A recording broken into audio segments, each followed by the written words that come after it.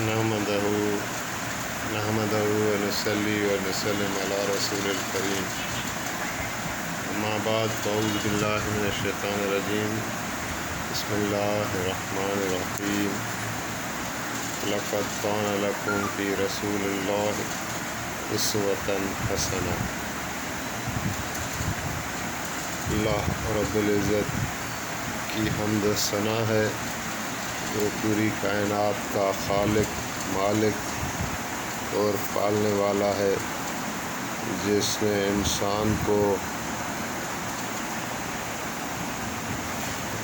اشرف المخلوقات بنایا، اور قرآن کریم نے فرمایا کہ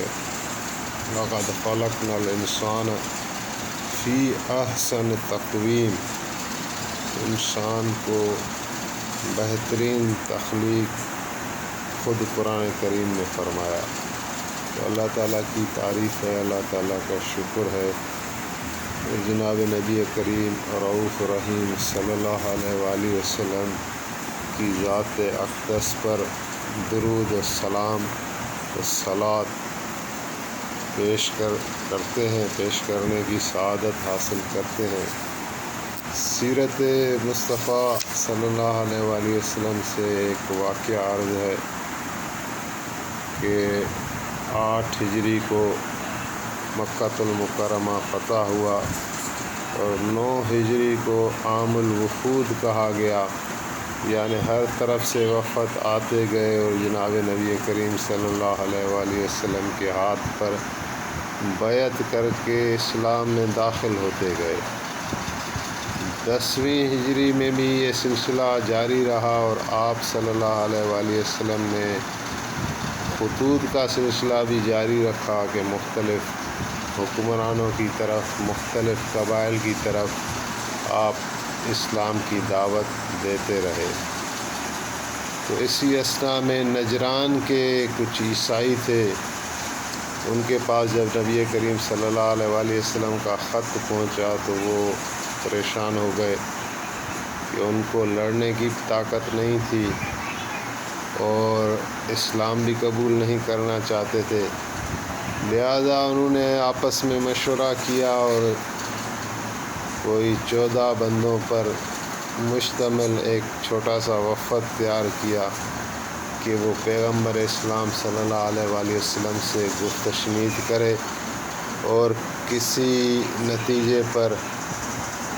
پہنچیں اور اپنے مقاصد کو آسان کروائیں، حل کروائیں۔ تو یہ بڑا دلچسپ واقعہ ہے کہ جب اس وفد میں ایک عالم تھا عیسائیوں کا، اس کا نام تھا ابو الحارث بن علقمہ۔ وہ وفد میں جب سفر کے لیے مدینے آ رہے تھے تو راستے میں اس کا اونٹ جو ہے وہ اونٹ سے گر پڑا، کوئی حادثہ پیش آیا، تو اس کا بھائی جو ہے وہ بھاگتا ہوا آیا اور اس کو جا کے سنبھالا، کیونکہ اونٹ سے گرنا بعض اوقات جو ہے وہ موت کا بھی سبب بن جاتا تھا، اونٹ کافی اونچا ہوتا ہے۔ بہرحال اسے ہلکی پھلکی چوٹ لگی، تو اس کا بھائی کہنے لگا کہ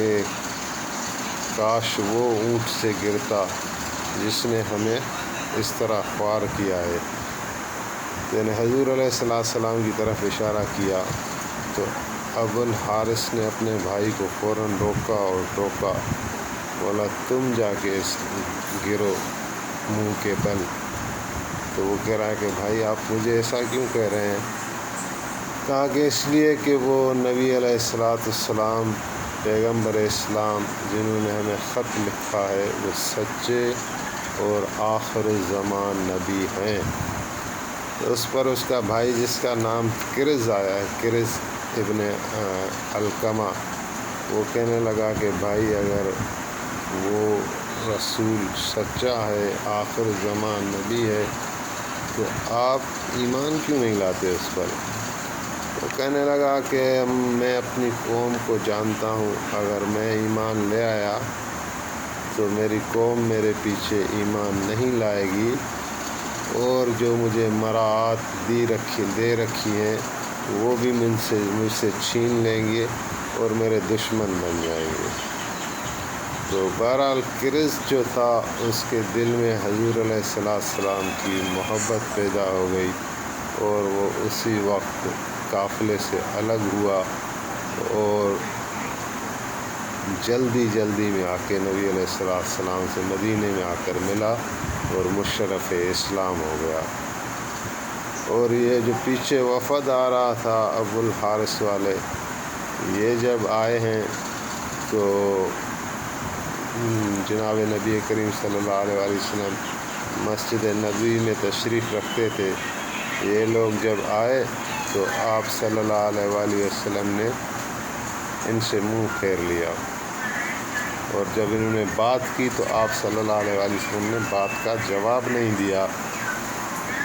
تو جب یہ باہر آئے تو صحابہ سے کہنے لگے کہ ہم اتنی دور سے آپ کے نبی علیہ السلام کی خدمت میں حاضر ہوئے ہیں، لیکن آپ صلی اللہ علیہ وسلم ہم سے بات کرنے کے لیے تیار نہیں ہیں۔ تو اس پر حضرت مولا کائنات جناب علی المرتضیٰ نے ان کو دیکھا تو ان کے لباس ریشمی تھے اور ان کے سونے کی زنجیریں وغیرہ پہنی ہوئی تھی۔ تو حضرت علی نے ان کو مشورہ دیا کہ آپ یہ ریشمی لباس اتاریں، سادہ لباس پہنیں، اور یہ جو سونے کے کنگن ہیں یا ہار ہیں آپ مردوں نے پہنے ہوئے ہیں، ان کو بھی اتاریں، پھر نبی علیہ السلام کی دربار میں حاضر ہوں اور پھر بات کریں۔ تو انہوں نے ایسا ہی کیا، تو پھر حضور علیہ السلام نے ان سے بات اور کلام کیا۔ تو مختصر یہ ہے کہ اس پہ کافی پیغامات ہیں۔ ایک دیکھیں، وہ عالم ہے جو نبی علیہ السلام کو جانتا ہے اور پہچانتا ہے، لیکن وہ ایمان اس لیے نہیں لاتا کہ اس کو ڈر ہے کہ اس کی دنیا چھن جائے گی، اور اسی کا بھائی ہے جو یہ بات سن کر فوراً کسی چیز کی پرواہ نہیں کرتا، اور حضور علیہ السلام کی محبت اس کے سینے میں جگہ لیتی ہے، اور آخرت کی قدر کرتا ہے، اللہ رسول کی قدر کرتا ہے، جا کے مسلمان ہوتا ہے۔ اور دوسرا نقطہ یہ ہے کہ جو انسان کا حلیہ ہے، جو لباس ہے، جو وضع قطع ہے، وہ بھی کتنی معنی رکھتی ہیں کہ وہ لوگ عیسائی تھے، اور اگر عیسائی بھی ریشمی لباس پہنتا ہے اور سونے کی زنجیریں پہنتا ہے تو آپ علیہ السلام ان سے بات کرنا آپ کو گوارا نہیں تھا۔ تو مسلمان کے لیے کتنا ضروری ہے کہ وہ اپنا وضع قطع بھی ٹھیک رکھے